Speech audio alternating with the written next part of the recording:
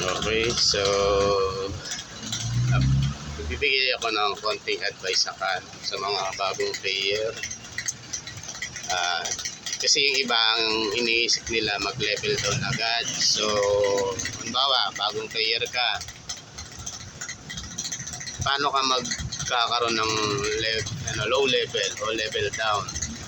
Unang-una, ang gagawin mo, gumawa ka muna ng farmer mo siguro.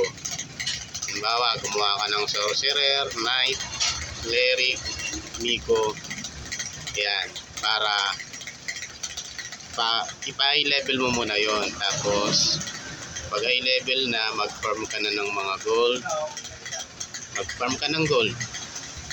Ngayon, pag naka-farm ka ng gold, ang gagawin mo naman sunod, ita-transfer mo na yung gold sa level 1 mo. Kung may level 1 ka na, yan.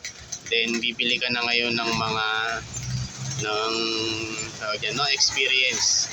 Bibili ka ng no experience tome sa NPC. May nabibiling mga no experience tome doon. 24 hours. 24 hours ang magagamit mo per week. So, 24 hours lang. So, ipapakita ko kung nasaan. Ito. Dito na bibili.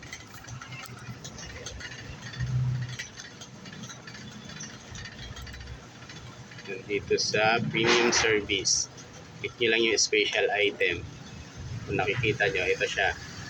No experience tome book. Dalawang klase ito. 24 hours at 4 hours. So, nabibili siya ng 50 cash point. Yung isa naman, nabibili ng 270 cash point. Kaya ako sinabing kailangan nyo ng gold. Saan ba nabibili? Paano ba kayo magkakaroon ng cash?